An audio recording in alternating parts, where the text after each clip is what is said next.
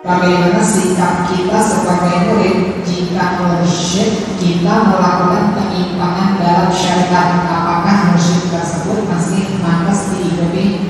Sekian dari Assalamualaikum warahmatullahi wabarakatuh. Saya mulai dari yang kedua. Mursyid melanggar syariat, yang nilai siapa? Murid. Tapi muridnya lebih pintar dari mursyidnya dong.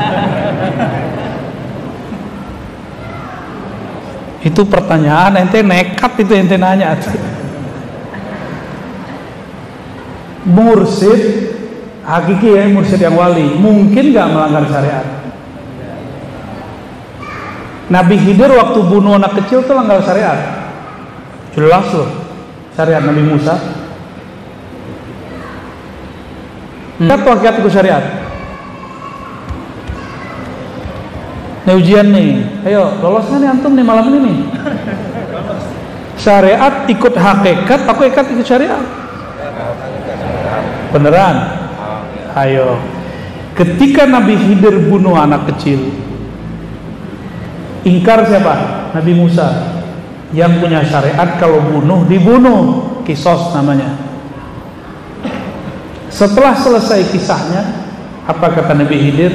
Tahukah kamu wahai Musa, secara hakikat kalau dibahasakan sekarang, takdirnya anak ini akan menyesatkan ayahandanya, akan menjadi penyebab orang tuanya masuk neraka. Maka saya diperintahkan, tapi nggak disebut siapa yang merintahin, untuk ngambil nyawa anak ini. Gimana? Syariat gimana jadinya? Maka tidak ada pertentangan syariat dan hakikat, nggak ada. Yang ada syariat mengikuti hukum hakikat, itu kaidahnya. Asy-syari'atu tabi'atun li hukmil haqa'iqi. Tuh kaidahnya. Syariat itu tunduk kepada hukum hakikat, bukan bertentangan. Nggak ada pertentangan. Bertentangan bagi orang jahil. Itu kalau gurunya wali. Bedakan melanggar syariat dengan berdosa. Kalau mursyid bisa berdosa nggak? Di depan antum ini dapat ijazah mursyid loh. Dan saya pendosa. Saya pendosa, mata saya berdosa, telinga saya berdosa. Saya dapat ijazah kemursidan lebih dari 7 tarekat. Dan orangnya separuh sudah wafat, separuh masih hidup. Alhamdulillah Rabbil Alamin. Ini bukan pamer, tapi tahadus binimah, karena antum nanya. Karena itu pertanyaannya mancing. Saya punya sanad gak itu? Ente mau nanya kan? Cuma gak enak dia nanya kan? Buya punya ijazah dari mana gitu. Tadi saya sudah jawab di kajian Masjid Al-Hidayah Poris. Silakan diputar ulang. Terulang ya. Dan saya nggak ngerasa apa-apa tuh jadi mursyid, dan saya udah taruh ijazahnya. Makanya sekarang saya katakan thariqat saya ngaji, tidak terima baiat,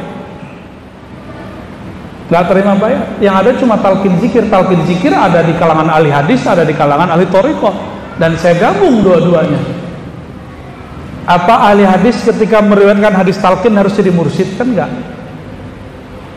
Kalau di thariqat wajib jadi mursyid dulu baru meriwayatkan talqin. Itu beda tuh. Makanya rasa ahli hadis meriwayatkan talqin itu beda dengan rasa ahli thariqat meriwayatkan talqin. Kenapa kita membaca ini? Ya Nabi salam alaik. Wahai Nabi, salam atas engkau. Itu maksudnya adalah kita malu kepada Rasulullah. Beliau lewat pohon, kata orang dulu puhun ya, pohon, bebatuan, semuanya ketika Nabi lewat mengatakan ya Nabi salam alaik. Yang membuat kita kenal Nabi siapa? Muallim, para guru. Guru itu disebut dengan waris ulama. Al-ulama warasatul anbiya. Dalam istilah ilmu hakikat disebut tanazul. Dalam istilah hadis disebut waris. Tidak ada reinkarnasi dalam Islam. Ingat, tidak ada reinkarnasi dalam Islam. Yang ada Nabi mewarisi.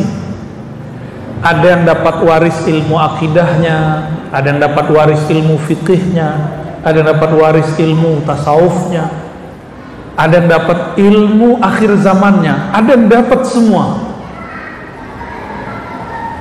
Maka ada yang kutub dalam ilmu fikih, Imam Syafi'i nama orangnya, Imam Ahmad bin Hanbal, Malik, Abu Hanifah. Ini kutub dalam ilmunya. Ini bukan istilah ahli fikih ya, ini istilah ulama ahli tasawuf. Dan kitab ini ditulis oleh ulama sufi. Makanya orang-orang yang membid'ahkan maulidan Isra Mi'raj itu nembaknya tuduh aja sufi Syiah. Nanti antum akan dengar orang-orang mengatakan sufi Syiah. Udah ada belum? Udah ada sebagian ya. Apalagi yang sholawat yang nyebut Sayyidina Hasan dan Husain, itu mereka benci sekali. Saya juga bingung, kenapa mereka benci kepada Hasan dan Husain. Dulu sahabat kita Ustadz Salman, tahu Ustadz Salman yang ngisi di apa namanya radio Aswaja itu, Rasul. Dia pernah diminta cerita tentang pemuda oleh pengajian pemuda. Beliau langsung ingat Hasan Husain, ceritalah beliau tentang Hasan Husain, direkam lalu dipelintir, dianggaplah beliau ini Syiah. Maka tertuduhlah Rasul menjadi Syiah waktu itu. Ramai juga sampai ada list media Syiah, Rasul TV. Saya kaget, Rasul Radio Rasul. Setahu saya isinya habaib ahlus sunnah, ustadz-ustadz ahlus sunnah. Nanti akan muncul. Siap mengkonter? Mengkonternya yang baik-baik ya. Mengkonternya jangan kasar-kasar. Kita slow aja. Mereka terlalu tegang orangnya. Terlalu tegang bahas-bahas begitu. Tapi sedihnya ke depan, yang akan konflik tidak hanya kita dan kelompok itu, tapi nanti konflik itu terjadi ketika orang salah faham dengan kajian tasawuf. Sesama aswaja tengkar. Tolong dimaklumi nanti ya, saya nggak akan emosi. Nanti saya dituduh tidak ahlu sunnah lagi pak. Nanti antum jangan surut ngajinya. Bukan nama saya, mas siapa aja ya. Karena saya pertama kali buka kajian ruh di sini. Bener gak? Ada bapak-bapak yang nanya mana tuh orangnya? Masih hidup kan? Hadir nggak? Ya? Oh pindah ke mana? Kota Bumi itu di mana? Oh Tangerang. Salam buat beliau ya. Waktu itu saya lagi sering mengamalkan salawat nuriyah. Allahumma sholli ala sayyidina Muhammad an-nuri dzati wa sirri sari fi jamil asma wa sifat. Kebaca masih bapak. Jadi waktu itu kita bahas tentang nama ruh, Bapak ruh. Sekarang itu dianggap kajian bid'ah, padahal aswaja. Yang perlu dipertanyakan, aswaja ono apa ini? Imam Sya'rani pernah membahas tentang bab itu, tentang Abu Ruh, bapaknya ruh. Bapak itu bisa berarti kakek. Kita harus punya seorang guru rohani, yang guru rohani itu menghubungkan rohani kita kepada Rasulullah Sallallahu Alaihi Wasallam, sehingga ketika bersalawat Allahumma sholli ala Sayyidina Muhammad terasa kerinduan itu. Kenapa antum salawat tidak ada kontak dengan Rasulullah? Karena tidak terhubung lewat ayah rohani.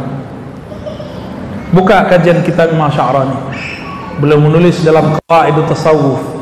Dan beliau banyak membahas dalam kitab Al-Minan Al-Kubra, Al-Matbuliyah, kemudian Al-Bahrul Mawrud. Beberapa saya salah nyebut judul, dan itu saya akui saya salah ya. Maklum kitabnya kebalik-balik karena bacanya satu tumpuk, setumpuk baca, saya bosan ini saya ganti kitab ini, begitu ya. Maklum manusia pasti ada salah, kan saya bukan Imam Bukhari ya. Sekarang Imam Bukhari-nya nggak mungkin lagi muncul orang seperti beliau, karena sekarang kita korban micin, tau micin. Dulu supaya hafalan kuat, orang-orang nggak mau makan anggur dan apel, itu ahli hadis. Saya ngaji hadis dulu seneng banget sama anggur, jadi hafalannya rusak. Apalagi makannya di warung yang warungnya pakai micin. Tahu makan bakso Pak? Micinnya 1 sendok. Hafal hari ini 2 halaman, besok hilang semua. Itu kejadian. Maka sekarang di rumah sudah nggak ada micin ya. Udah nggak ada. Di rumah saya sudah nggak ada micin karena nggak masak. Allahumma sholli ala sayyidina Muhammad. Antum serius amat orang. Baik, jadi kenapa kita baca ya Nabi salamu alaik, wahai Nabi, salam dari umatmu kepada engkau. Itu masih hambar. Antum hambar kalau bahas itu. Tapi kalau baca wahai Nabi, salam dari ruh, yang ruh ini dulu adalah percikan dari ruhmu. Oh, baru berasa Pak. Alam ini ada karena nurmu. Maka kami anak-anakmu juga, meskipun bukan anak nasab. Kalau kita begitu bisa rindu nggak? Antum pasti rindu, karena itu beliau Abu Ruh, Abul Arwah, kakek dan bapaknya semua ruh. Wa tawassa'a imamuna Ahmad Al-Kattani ala hadzal bab ya. Imam Kattani dalam kitabnya Khabi'atul Qaun itu membahas itu sangat panjang sekali, bahwa Nabiuna Muhammad sallallahu alaihi wasallam sebelum para nabi ini diutus ke alam semesta, ruh mereka dulu diajak ngobrol oleh Allah. Ini ditulis oleh Sidi Ahmad Al-Kattani. Siapa namanya? Itu muassis Tariqah Al-Kattaniyah Al-Muhammadi Al-Ahmadi. Itu nama lain dari Tariqah Khidriyah. Jadi setiap mursyid yang sudah wali kutub, dia jadi Khidriyah. Saya dituduh sama kawan saya, tidak ada Tariqah Khidriyah Mu'tabarah. Ya salam, ente baca kitab Jami'ul Usul Aulia, di situ tertulis Tariqah namanya Al-Khidriyah. Al-Khidriyah. Saya mau diadu-adu sama Jatman, ya salam, saya hormat takzim kepada mursyid-mursyid yang ada. Dan jangan adu-adu saya dengan Jatman. Jatman bukan mahkamah, ingat ya. Kita menghormati dari dulu. Saya sampai sekarang masih takzim kepada Habib Lutfi. Sampai sekarang masih takzim, karena beliau 2 hal, beliau mursyid dan beliau seorang Habib. Walaupun ada beberapa pandangan yang berbeda, nggak ada masalah. Kita berbeda bukan berarti kemudian tidak hormat. Sebagai kecuali antum kurang waras, berbeda langsung nggak hormat, itu kurang waras namanya, ada kurang dikit tuh. Para nabi ditanya oleh Allah, ruh-ruhnya ini, kamu mau nggak gitu hormat kepada ruh ini, sumbernya ruh kalian. Kalau mau kalian akan diutus jadi nabi. Tertulis di kitab Khabi'atul Qaun, Sidi Ahmad Al-Kattani. Beliau membuka ilmu ini karena beliau seorang pejuang. Banyak yang hasad di zaman pemerintahan masih kerajaan-kerajaan di Maroko. Gak tahu kenapa beliau kemudian syahid, meninggal, umurnya belum sampai 40, tapi kitabnya sudah 300-an. Itu gimana cara nulisnya tuh? Umur belum nyampe 40, tapi sudah nulis 300 kitab. Itulah karomah ulama akhir zaman. Bisa nulis, bisa mengerti ilmu yang tidak dimengerti oleh orang belajar 10 tahun, 20 tahun, belum ngerti dalam sesaat. Jadi karomat wali itu sekarang bukan pada terbang, enggak, nanti muncul lagi. Sekarang di akhir zaman ini dimulai karomah itu pada memahami hal-hal yang berat. Ya, Inilah salah satu rahasia membaca ya Nabi salam alaik. Kata beliau, ma marartu bihajarin wala syajarin, tidaklah aku melewati satu pohon, satu batu, kecuali batu pohon itu menyapaku, ya Nabi salam alaik, ya Rasul salam alaik. Antum lebih mulia dari batu bukan? Betul. Kenapa? Ketika bersolawat, Nabi secara rohani pasti hadir di setiap orang bersolawat, tapi itu tergantung zauk rohaninya. Karena rohani Rasulullah setelah beliau wafat itu tidak ada hijabnya dengan kita semua. Itulah yang dimaksud oleh orang-orang ketika menulis Habib Umar merasakan kehadiran Nabi saat bersolawat. Itu maksudnya. Bukan berarti beliau bercerita khurafat bahwa Nabi kemudian mengunjungi beliau, bukan begitu. Ada pertanyaan pinter orang Palembang, anak Azhar, nanya ke saya, yang sholawat 1 miliar, nabinya atu, gimana cara jawabnya? Cerdas gitu yang nanya. Jawabannya ini, ya Habib salam alaik salawatullah alaik, asyraqal, gimana irmanya tadi mana nih? Yang sholawat tadi mana? Udah hilang. Asyraqal badru alaina min thaniyatil wada. Kalau di sini versinya fakhtafat minhul budur. Jadi ketika terbit sang purnama, maka semua bulan-bulan yang lain lenyap. Kalau terbit Rasulullah sang purnama, terbit matahari, bintang masih kelihatan? Masih kelihatan nggak? Udah nggak kelihatan. Siang-siang ada bintang nggak? Padahal ada bintang kan? Tapi terlihat nggak? Rasulullah itu disebut anta syamsun. Iya, coba dibaca sama-sama. Anta syamsun, anta badrun, anta nurun fawqa nur. Engkaulah pelita matahari sang surya. Anta badrun, jika siang engkaulah surya, jika malam engkaulah purnama. Anta nur fawqa nur, cahayamu melebihi semua cahaya. Kalau Rasulullah sudah lewat, kita hilang. Kalau wali kutub sudah masuk, wali yang lain pun akan hilang. Mursyid-mursyid itu nggak semua siap ketemu wali kutub, karena nggak tahan. Ini sebagian mursyid ya, sebagai mursyid yang terhijab.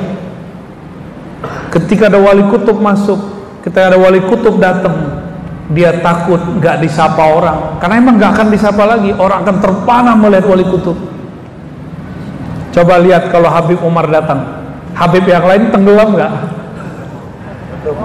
Tenggelam langsung. Itu tanda beliau kutub.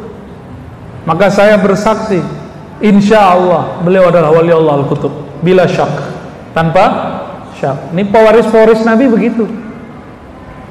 Beliau datang, Habib aja antri pak, apalagi kita yang bukan Habib. Ada teman aneh Habib satu di belakang. Ya, itu antum kalau nggak bawa marga nggak bisa masuk, nggak bisa masuk. Itu baru di dunia. Mau ketemu Habib, gimana mau ketemu Rasulullah? Makanya orang meninggal nggak bisa langsung ketemu Rasul, harus punya nasab atau sanad, dua. Punya nasab tapi tidak mewarisi akhlak, ditolak sama Sayyidah Fatimah. Punya guru, sanad, tapi melanggar, membuat bid'ah yang tidak diajarkan oleh Rasulullah dan para mursyid, ditolak. Gitu. Jadi tidak semua orang bersanad itu diterima, tidak semua orang bernasab itu diridhai. Sampai mereka takhallaqu bi akhlaqihim, bi akhlaqi abaihim, masyayikhihim, sampai mereka meniru akhlak guru atau pendahulu mereka. Kalau enggak diterima.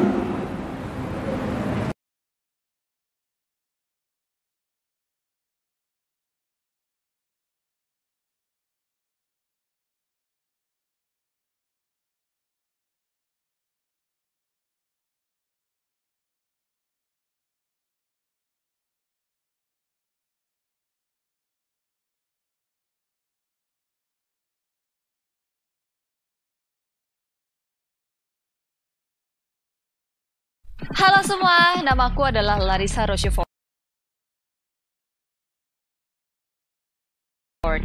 Agent favoritku adalah Vibe.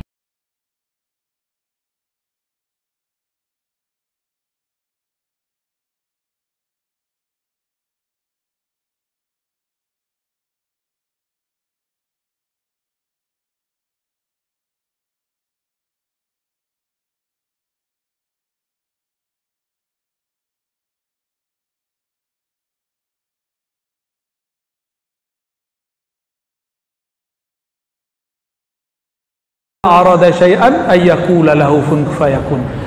Bab ini diskusi saya dengan Ustadz Buya yang saya minta ngajar di sini, gantiin saya ngajar kitab Haqaiqut Tasawuf yang saya sudah ijazahkan, Abuya Zul Asfi. Karena ngaji ke beliau ya, ngaji kitab Haqaiqut Tasawuf. Beliau sangat mengerti yang saya maksud. Apa kata saya? Tasawuf itu babnya dimungkinat, bab yang mungkin secara akal dan rohani.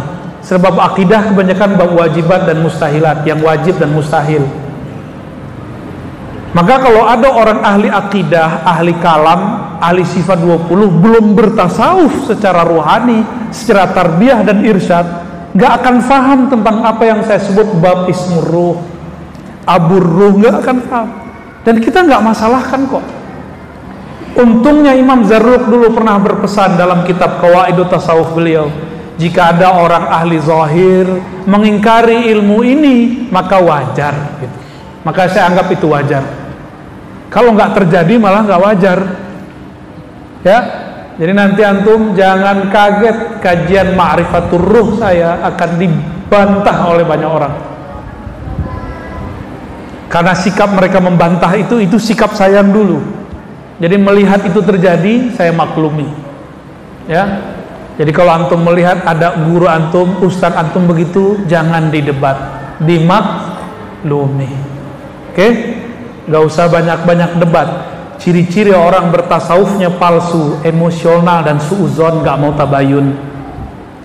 Apa? Pertama, emosional, suuzon, gak tabayun. Cari-cari kesalahan. Emang ada ahlus sunnah begitu? Ada gak ajaran ahlus sunnah nyari-nyari kesalahan orang? Ada gak? Ada gak ajaran ahlus sunnah yang mengajarkan menuduh orang tanpa tabayun? Ada gak? Gak ada. Ketika sampai di bab Al-Badar, balik lagi, asyraqal badru alaina fakhtafat minhul buduru misla husnika ma ra'aina qat ya wajhas sururi. Misla husnik, seperti seindah wajahmu, ma ra'aina qat, kami tidak pernah memandang. Maksudnya gimana? Kami tidak pernah memandang wajah seindah wajahmu, ya wajhas sururi, wahai wajah yang menyimpan kebahagiaan yang tak terbatas. Tapi kenapa wajah Nabi tidak membuat perempuan birahi, tapi wajah Nabi Yusuf yang tidak lebih gagah dari wajah Sayyidina Nabi SAW itu membuat ibu-ibu, mak-mak, mbak-mbak, teteh-teteh, empok-empok birahi? Kenapa? Kenapa yo? Ada nanya mantum.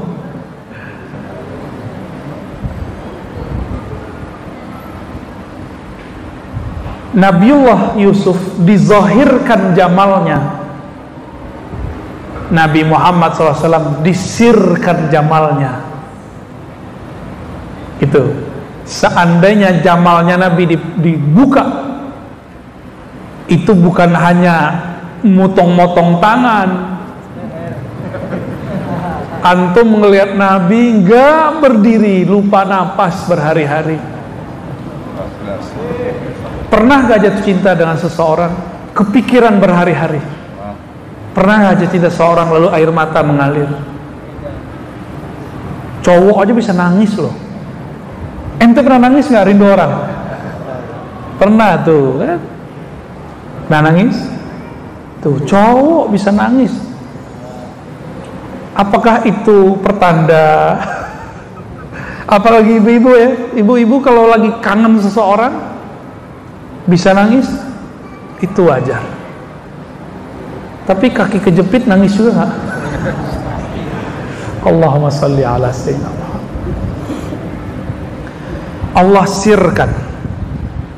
Allah sirkan jamalnya, tapi jika dibukakan oleh Allah maka muncullah syair ya jamalu ya jamalu. Imam ini diberikan sir itu, maka ketika beliau nulis ini ditulislah misla husnika ma ra'aina qat, seindah wajahmu kami tidak pernah lihat wahai Rasulullah. Ya wajah sururi, wahai yang pemilik wajah yang sangat surur, membahagiakan. Jadi memandang wajah Nabi dari jauh membuat kita sedang dari dekat menambah cinta. Makanya sahabat-sahabat Rasulullah ini ketika ditemui oleh para tabi'in yang wali, bertemu Sayyidina Anas, apa kata mereka? Mana wajah Rasulullah? Mana wajah yang dulu wajahmu memandang Rasulullah, izinkan kami memegang pipinya. Mana dulu mata yang matamu memandang Rasulullah, izinkan kami mengecup matamu. Ada sahabat diludahi Rasulullah, kata tabi'in ini, mana dulu lidah yang dulu diludahi oleh lidah Rasulullah. Ada 5 sahabat yang makan minum darah Nabi. Salah satunya Sayyidina Ali. Ada 5. Itu sahabat rata-rata semuanya meninggal dalam keadaan husnul khotimah, dan ada yang dipanjangkan umurnya, ada yang diberikan keberkahan luar biasa pada badannya, karena unsur yang ada di badan Nabi berbeda dengan badan kita semua. Jika Nabi Isa didatangkan kepada ibundanya Sayyidah Maryam buah-buah dari surga, ketika Sayyidina Zakaria berkata, wahai Maryam, anna laki haza, dari manakah engkau mendapatkan buah-buah ini? Kata beliau, min indillah, ini dari sisi Allah. Saya mau tanya, lebih mulia Sayyidina Isa atau Sayyiduna Muhammad sallallahu alaihi wasallam? Sayyiduna Muhammad. Benarlah tertulis di kitab ini, Sayyidatuna Aminah setiap malamnya bertemu ruhaniyah para malaikat dan para nabi, berikut semua buah-buahnya pastinya. Maka Nabi Yuna Muhammad, unsur-unsur dalam tubuhnya bukan saja dari buah-buahan bumi, bukan dari daging-daging bumi, tapi langsung dari buah-buahan surga sallallahu alaihi wasallam. Maka beliau, apapun dari tubuhnya tidak ada yang kotor. Ini fikih khusus Ahlul Bait, memahami khasais an-nabawi. Ditulis oleh Maulana al-Imam al-Hafiz as-Suyuti, Imam Ahlus Sunnah. Apa kata beliau? Inilah al-khasais al-kubra, keistimewaan Rasulullah sallallahu alaihi wasallam. Maka siapapun zuriat Rasul di tubuhnya ada nur itu, maka kita wajib menghormati mereka, meskipun mereka beda faham politik dengan kita, meskipun mereka bahkan beda faham akidah dengan kita. Gitu, hormat bedakan dengan ikut. Itu juga sebabnya para ulama kita agak sanksi dikit santri-santri nikah sama syarifah. Sanggup nggak menerapkan adabnya ketika antum nikah sama syarifah? Kecuali adab itu sudah lebur, ya. Makanya kalau ada orang nikah dengan syarifah rame para habaib rame. Meskipun secara fikih umum boleh, tapi fikih khas ini jadi berbeda. Tapi sayang para syarifah akhir banyak yang telat menikah. Nunggu habib nikahnya sama perempuan biasa. Gak tahu kenapa ya, maharnya kegedean kali ya. Allahumma salli ala Muhammad. Tapi ingat, nasab Nabi itu 2. Ada nasab jasadi, ada nasab ruhi. Nasab jasadi kita sudah tahu, kitabnya banyak. Saya punya beberapa kitab nasab, mulai daripada Al-Haddad, Al-Mutahhar, As-Sagaf, banyak sekali itu. sampai kepada farm yang kurang terkenal, Bazar'a, Mahjub. Di Betawi ada Pak, saya ketemu Bazar'a, ketemu Al-Mahjub, ketemu yang kecil-kecil itu ada. Unik sekali nih negeri. Farm-farm Ahlul Bait yang sudah nggak ada di Hadramaut ada di sini. Ini pertanda apa ini? Pertanda apa itu?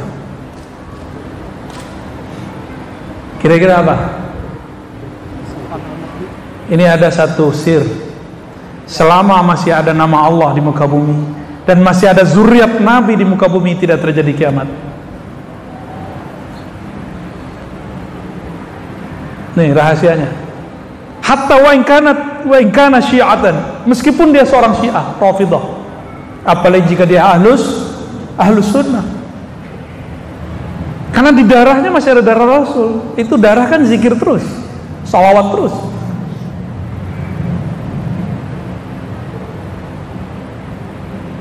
Saya ketemu dengan beberapa kawan saya yang dakwah di pelosok-pelosok Sumatera, katanya itu di Jambi, di perbatasan Riau, itu banyak zuriat-zuriat Rasulullah. Namanya lucu-lucu, Eko Al-Haddad. Lucu gak tuh? Bagi saya lucu itu ya. Eko Al-Haddad ini contoh aja Pak. Jadi dia masih tahu farm belakangnya, tapi depannya Eko. Mereka sudah nggak ngerti tentang apa namanya, kemuliaan nasabnya. Sudah campur luar biasa. Itu dulu banyak. Mungkin dulu di masa-masa tahun 1700-an pernah terjadi gejolak di Hadramaut, di Tarif, di Yaman, lalu banyaklah gelombang yang berpindah ke negeri kita. Wallahu a'lam bishawab, negeri kita Indonesia dapat berkah. Ya, muka-muka kita yang nggak jelas begini dapat berkah melihat wajah-wajah zuriat Rasulullah sallallahu alaihi wasallam. Maka dalam hati mesti ta'zim kepada mereka. Tapi yang kedua, nasab ruhani. Yang beliau katakan al-ulama warasatul, ulama itu yang kenal Allah. Ingat, al-ulama warasatul, ulama itu yang kenal Allah. Ingat, bukan yang pintar baca kitab, bukan yang pintar debat, bukan yang suka nyari kesalahan orang. Ulama itu yang takut kepada Allah. Ulama itu yang di kolbunya ada rahmah, ada kasih sayang. Karena Rasulullah itu rahmatan lil, maka ulama itu pasti mewarisi rahmahnya Rasulullah sallallahu alaihi wasallam. Antum lihat ada orang jago baca kitab nggak ada rahmah, itu bukan ulama, bukan ulama akhirat. Jadi ulama akhirat itu bukan partai politiknya apa. Ulama akhirat itu ulama innama yakhsyallaha min ibadihil ulama, surat Fatir ayat 28. Ingat-ingat surat apa? Yang takut kepada Allah cuma ulama. Mau dia jadi pejabat, mau jadi orang biasa, mau jadi guru, dia takut kepada Allah subhanahu wa ta'ala. Takutnya pakai kata khosyah. Khosyah itu takut tapi ada harapnya. Kalau khauf, gundah gulana. Itu perbedaan khauf dengan khosyah. Sayyid, syarifah tapi galau, berarti belum ulama. Harus belajar kepada ulama walaupun tidak bernasab syarif syarifah. Ya. Ente famnya apa, Cung? Al-Mancungi. Ente marganya apa? Marga Satwa. Allahumma sholli ala sayyidina. Terusin dulu deh, dikit lagi ya. Anta syamsun, anta badrun, anta nurun fawqa nur. Nur fawqa nur itu boleh diartikan cahaya, tapi bukan cahaya ini. Ya, bukan cahaya fisik. Nur fawqa nur, nur bijinya nur. Nur asal semua nur. Kita sebut namanya Nur Muhammad sallallahu alaihi wasallam. Yang ingkar kajian Nur Muhammad pasti bukan ahlu sunnah. Karena ulama ahlu sunnah kita semuanya bahas tentang Nur Muhammad sallallahu alaihi wasallam. Sekarang ada yang ngaku ahlu sunnah tapi ingkar kepada kajian Nur Muhammad sallallahu alaihi wasallam. Anta iksirun wa ghali, anta misbahus suduri. Engkau adalah benda yang sangat mahal, permata yang sangat mahal, barang berharga yang sangat mahal. Saya mau tanya antum, kalau punya barang mahal dijaga bener atau dipajang di luar? Coba di rumahnya yang paling disimpan itu benda berharga atau benda biasa? Yang mana? Yang berharga, bener. Sampai dipakai apa namanya tuh? Ya, apa? Berangkas. Saking ingin menjaga itu barang. Berangkas itu besi ya, baja, sulit ditembus. Tapi nggak usah dihancurin kalau menembus berangkas, cukup masukin nomor. Nah, itu kata kuncinya. Ya, Rasulullah itu nomornya pakai sholawat. Masukin kode sholawatnya, antum wusul kepadanya. Terbukalah iksir wa ghali. Ya, anta misbahus suduri. Itu permata, itu barang berkelip-kelip. Jika engkau berselawat dengan ruhmu kepadanya, ruhnya akan menyinari ruhmu.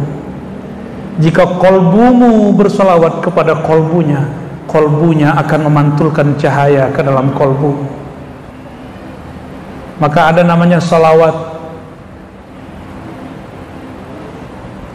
disebut selawat ruhiyah. Allahumma salli ala ruhi Sayyidina Muhammadin fil arwah, wa salli ala Sayyidina Muhammadin fil ajsad, salli ala Sayyidina Muhammadin fil qubur.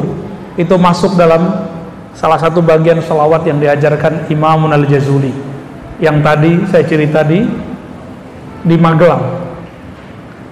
Dan kok masih ada ya orang salawat sebanyak itu di negeri ini, di tengah hiruk pikuknya dunia masih ada orang yang bersolawat.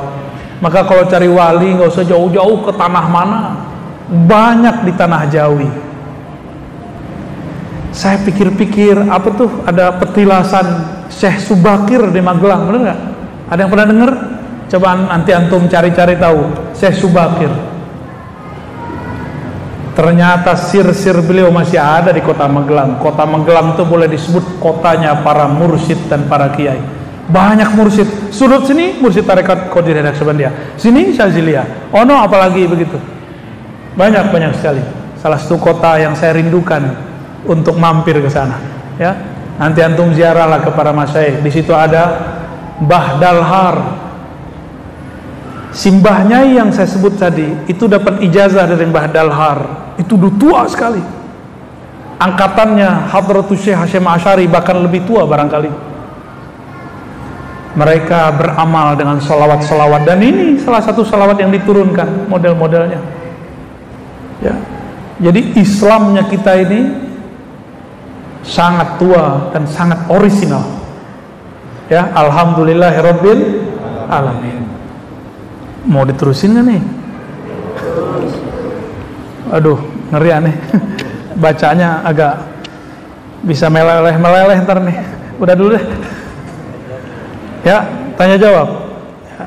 Jadi inilah rahasia kenapa kita kalau ada muallim datang kita baca ya Nabi salam, berharap dengan sanad beliau salam kita sampai kepada baginda Rasul sallallahu alaihi wasallam. Ada Habib masuk, kita berharap dengan nasab beliau kita salawatnya sampai kepada Rasulullah sallallahu alaihi wasallam, ya.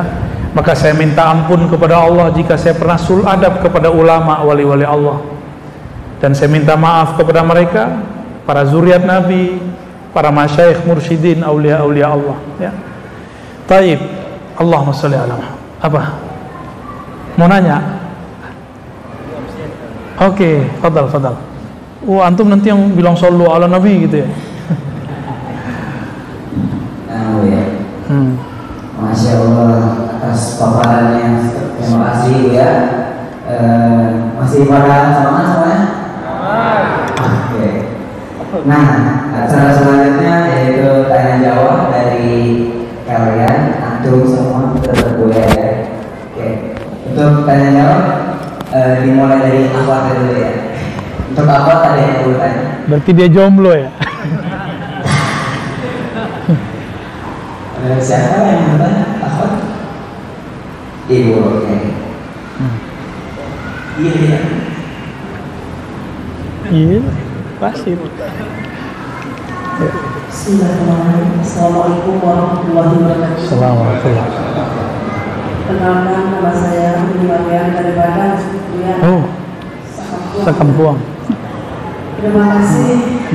Selama ini kami menonton itu, kami bersyukur bisa menikmati mendengarkan secara langsung seperti apa yang telah punya paparan tadi.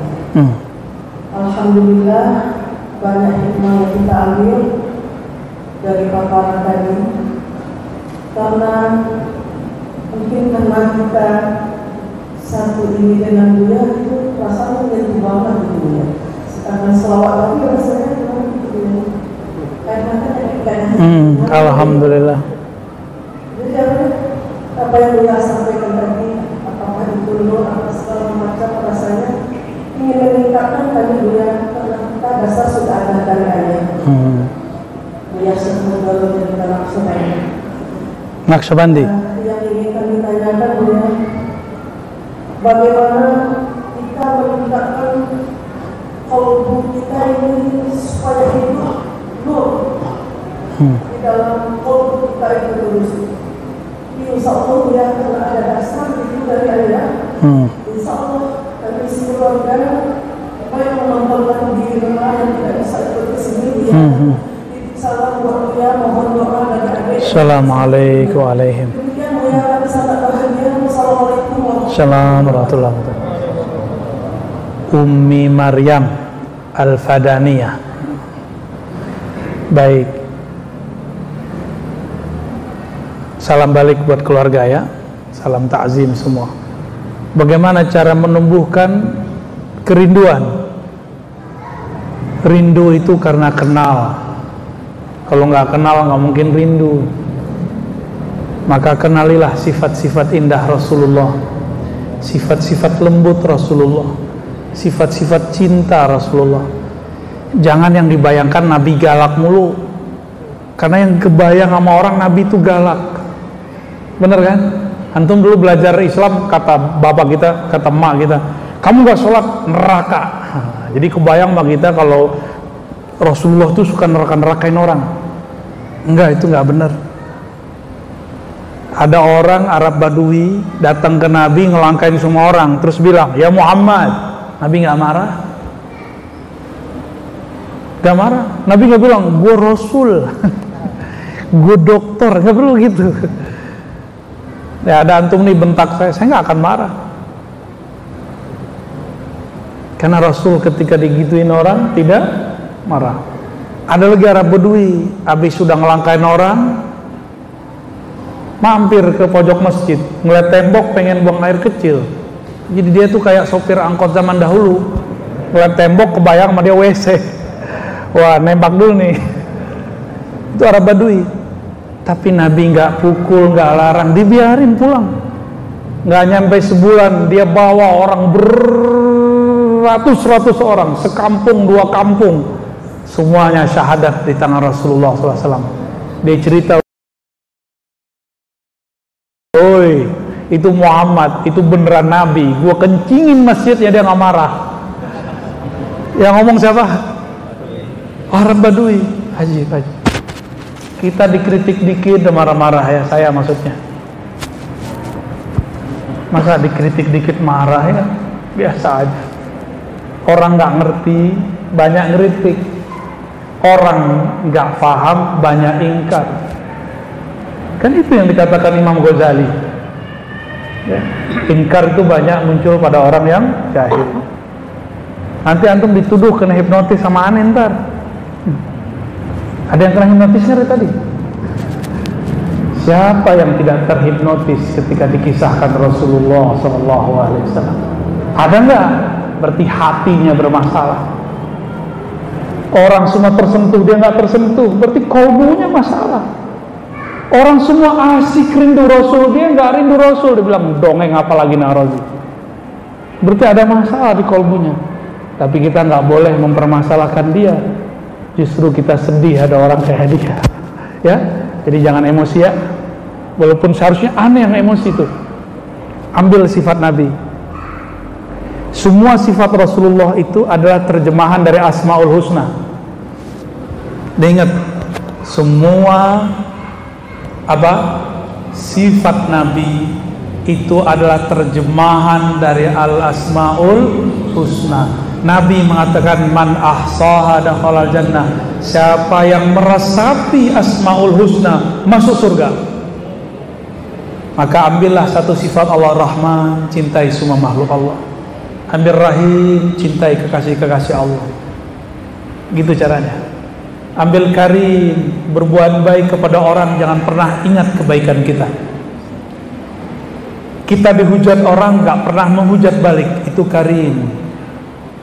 Itu apa? Karim. Bisa gak begitu? Kita belajar ya, saya juga lagi belajar. Kita dikafir-kafirin orang, gak mengkafirkan orang. Disesat-sesatin orang, tidak menyesatkan orang. Jalan terus. Rasulullah ketika disesatkan belum berhenti kan? Belum berhenti kan? Nabi pernah dibilang apa? Dolalin mubin, sesat. Majnun, apa arti majnun? Gila. Yang ketiga sahirun, jahil, apalagi kahin, dukun. Sahir penyihir, kahin dukun. Antum bisa bayangkan gak? Abu Bakar As-Siddiq bawa semua hartanya kasih ke Nabi. Itu Nabi kayak gimana tuh sampai kemudian Abu Bakar menyerahkan semua hartanya ke Nabi? Kalau Nabi hidup sekarang, tiba-tiba ada orang sosok Abu Bakar menyerahkan semua hartanya ke Nabi, antum bilang apa Abu Bakar? Ente gila Abu Bakar. Ente gak punya keluarga. Kita kan ngomong gitu gak? Apa jawaban Abu Bakar? Yang nanya Nabi, gak ada yang berani nanya. Satu pun sahabat tidak ada yang berani nanya. Yang nanya Nabi, wahai Abu Bakar, kamu ninggalin untuk anak istrimu apa? Apa jawaban dia? Allah dan Rasulnya. Maka cinta kepada Allah Rasul sudah nyatu dalam dirinya. Bagi dia Allah dulu, sekarang nanti sama. Sekarang gimana kira-kira? Ada orang nih dekat sama aneh, terus tiba-tiba ngasih duit terus, antum bilang dia apa? Kayaknya Ar-Razi nyihir dia nih kayaknya. Ini contoh, karena ada seorang kiai, salah satu guru saya, itu muridnya tuh seneng ngasih dia. Dituduhlah si guru penyihir, tukang hipnotis, dan itu bukan satu dua guru, saya udah ketemu sekian guru yang digituin, dan sekarang berulang lagi. Ya Allah ya salah. Ya. Seandainya Rasulullah hidup hari ini, orang akan bilang Nabi itu penyihir, sahirun. Nabi akan dituduh sebagai kahinun, dukun. Nanti semua itu akan berulang ya. Baik. Lanjut. Nah, fadhal. Assalamualaikum warahmatullahi wabarakatuh. Assalamualaikum.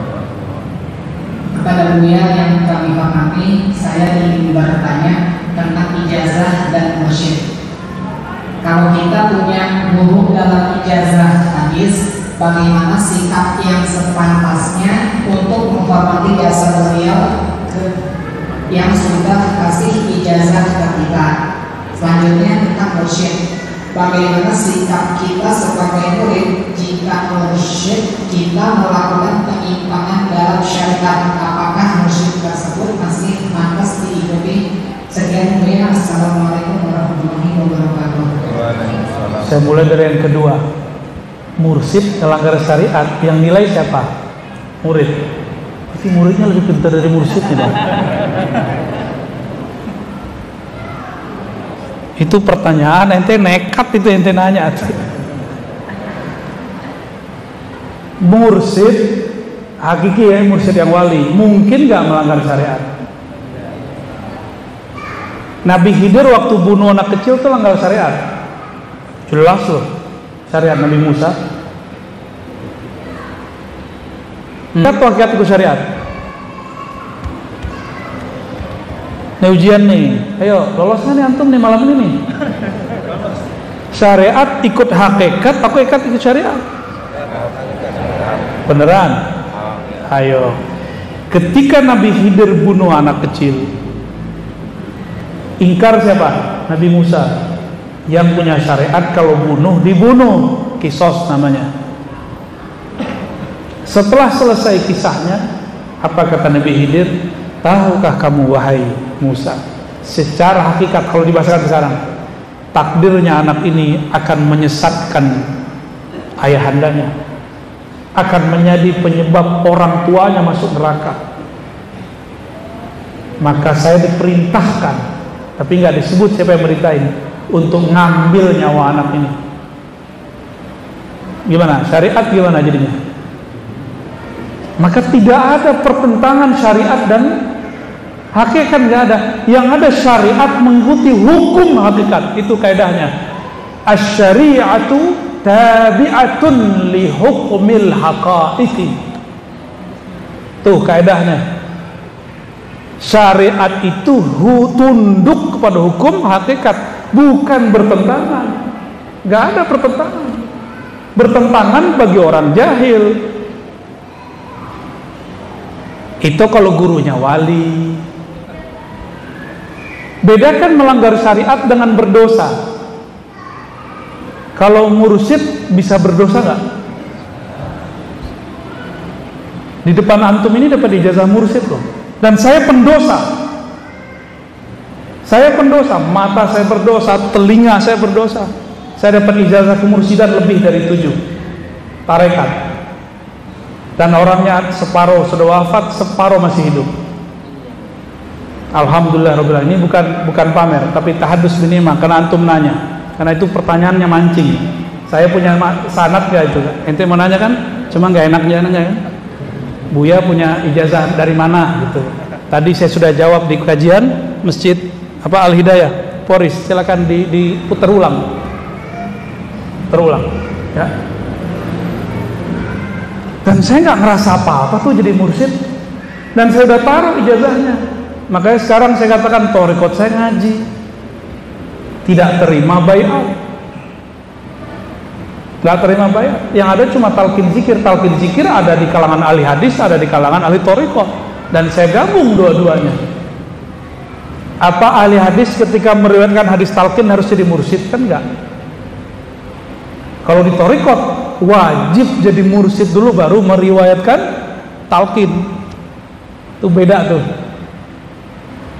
Makanya rasa ahli hadis meriwayatkan talqin itu beda dengan rasa ahli thariqat meriwayatkan talqin.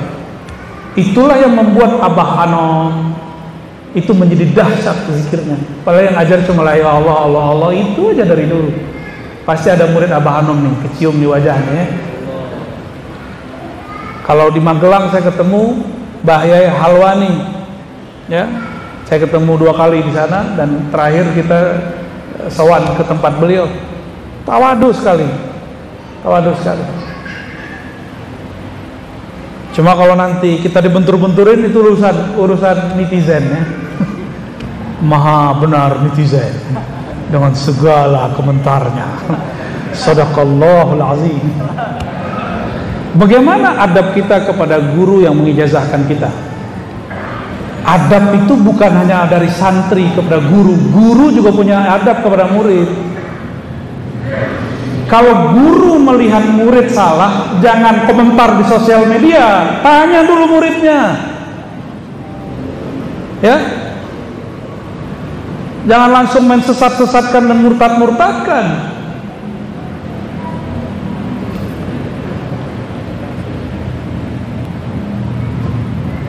Kejadian Pak sekarang. Kejadian sekarang. Ahli hadis itu yang saya tahu kalau dapat kabar tanya langsung ke orangnya. Itu Imam Syu'bah. Imam Syu'bah dapat 1 hadis. Orang yang berwudu terus baca doa masuk surga dari 8 bab. Bebas. Maka dikejarlah hadis ini dari siapa aja. Hasilnya orangnya masih hidup 2-3 orang rawi. Terakhir dia bilang ini hadis dhaif. 3 bulan cari hadis, langsung kepada rawinya. Dia kemudian mengatakan ini hadis dhaif, gak benar beritanya. Syu'bah 3 bulan memastikan riwayat itu gak benar.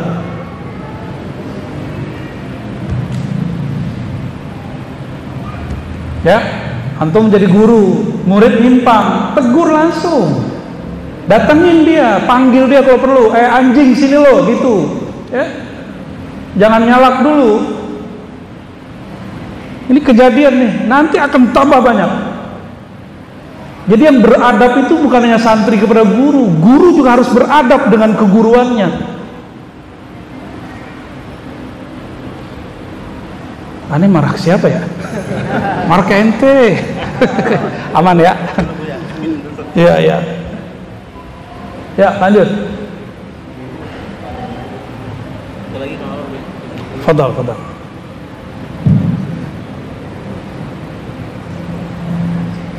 Assalamualaikum warahmatullahi wabarakatuh. Salam.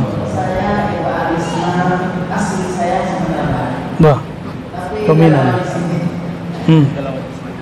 Yang mau tanya saya tanyakan mengenai kalau itu ya.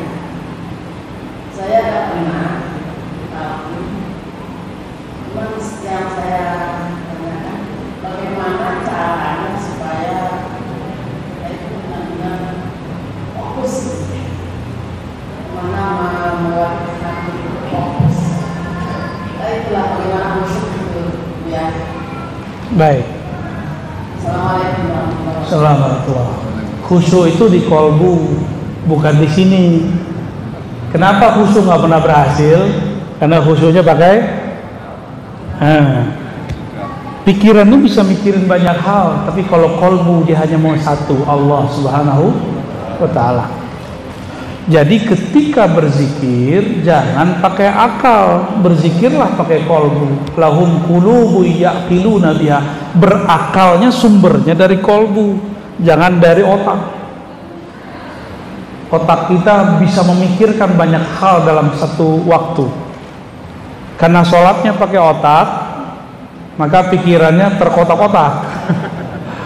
Tapi kalau sholatnya pakai kolbu, wajjahtu wajhiya lilladzi fataras samawati wal ardh. Qalbu langsung menghadap kepadanya. Allah itu tidak berupa dan berbentuk, maka tidak bisa dibayangkan. Kalau ini maunya bayangin,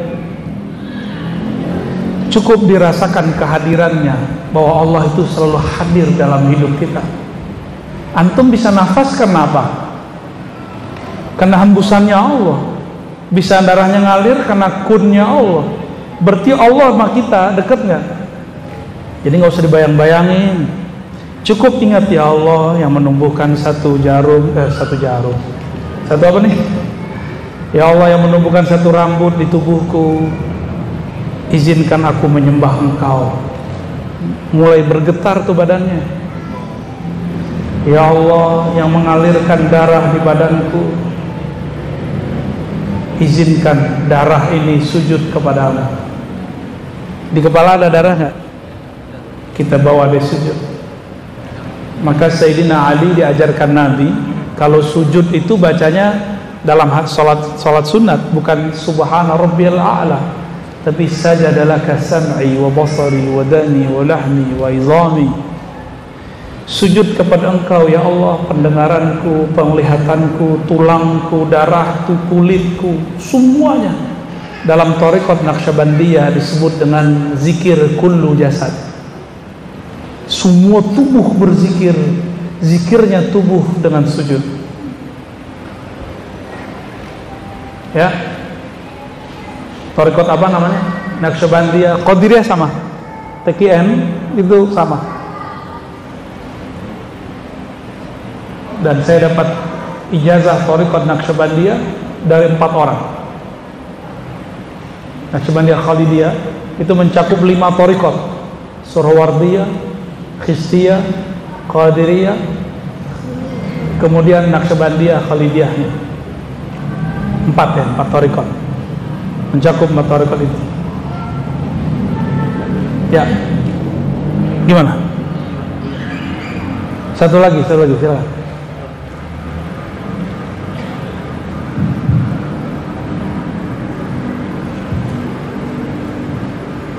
Assalamualaikum warahmatullahi wabarakatuh. Kita dari Islam dan juga tauhid kita kepada Allah. Saya mohon penjelasan dulu ketika memang Rasulullah SAW mengatakan katakanlah bersebar hari Allah. Nah, bagaimana penjelasan dia pemikiran kita bahwa Allah itu tidak berbentak di atas dan suka adil. Baik. Terima kasih. Wassalamualaikum warahmatullahi wabarakatuh. Ada sekitar 5 atau lebih riwayat tentang Isra Mi'raj di Sahih Bukhari. Ini yang saya ingat, barangkali saya lupa. Dan semuanya tidak menyebutkan bahwa Allah bertempat di langit ataupun di arsy. Yang ada, sebagaimana Nabi Musa bisa berkalam di Goa Tursina, apakah Allah masuk ke goa? Enggak kan? Nabi Musa berkalam-kalam dengan Allah di Goa Tursina, itu Allah masuk gak ke situ? Enggak. Lalu Allah berkalam kepada Sayyidina Nabi ketika beliau sujud di arasnya. Kan ada di hadisnya, Nabi sujud. Itu hadis yang lengkap menyebutkan Nabi sujud di arasnya Allah. Sujud itulah yang disebut memandang. Nabi Musa minta memandang Allah. Apa kata Allah? Hai Musa, jika engkau masih melihat ada bukit itu bertahan di sana, berarti engkau bisa melihatku. Kata Sidi Ahmad bin Idris Al-Idrisi, saya juga dapat Thariqat Idrisiyah. Dalam kitab beliau, salah satu kitab beliau mengatakan, itu nur yang Allah sebarkan, yang Allah pantulkan kepada gunung, nurun ala nur, nurnya Nabi Muhammad sallallahu alaihi wasallam. Nabi Muhammadnya belum lahir secara fisik, tapi nurnya Allah pancarkan di situ. Itu Nabi Musa pingsan baru melihat nur. Jadi berlebihan nggak kajian Nur Muhammad kita? Enggak. Dalam satu riwayat ada orang ya di surga nanti, pasangannya pergi setiap hari Jumat itu ada pasar di surga, pasar Jumat. Pergi ke sana, pas pulang wajahnya seperti bercahaya dan sujud. Itu pasangannya sujud kepada dia. Dikira itu Tuhan. Padahal itu pasangannya, tapi riwayat ini bisa diperdebatkan ya. Maka setiap kali seorang hamba memandang kepada Allah, dia pasti sujud. Dia pasti, jadi nggak ada tuh antum ngelek aneh gitu, nggak ada. Pasti sujud kepada Allah Subhanahu wa Ta'ala. Jadi ke aras itu adalah tingkatan berkalamnya Allah kepada Nabi lebih tinggi daripada berkalamnya Allah ke Nabi Musa. Terus ngapain Nabi Musa mengingatkan Nabi Muhammad supaya sholatnya dikurangi? Itu yang berkalam saat itu siapa? Nabi Musa apa Allah? Allah gerakkan Nabi Musa berkalam ke Nabi Muhammad sallallahu alaihi wasallam. Karena Nabi Musa itu kalimullah, jubirnya Allah. Jubirnya Allah berkalam di bumi. Allah berkalam di aras, sama nggak? Sama. Allah berkalam di surga, apa Allah tinggal di surga? Nanti di Sahih Bukhari, Sahih Muslim banyak sekali Allah berkalam kepada orang di penduduk mahsyar. Kata Nabi, ya Rabb, isfa, berilah syafaat. Gimana cara Nabi minta? Jadi Nabi itu mi'raj, sujud, Allah katakan isfa tu syafa', kamu boleh kasih syafaat. Baru Nabi turun kasih syafaat. Nanti datang lagi orang, Nabi sujud lagi, datang kepada Allah, sujud. Datang di situ bukan berarti datang kayak antum datang ke Nabawi. Bukannya Allah kan tidak bertempat. Ya. Jadi teman-teman, sahabat-sahabat, jamaah yang makan Allah, tidak ada dalil yang kuat bahwa Allah bertempat itu hanyalah kegagalan cara memahami dalil-dalil Al-Quran dan Sunnah. Ya. Dan kelompok yang meyakini ini terjebak pada tajsim, menjisimkan, membendakan Allah Subhanahu wa Ta'ala, dan itu bukan akidah Ahlus Sunnah.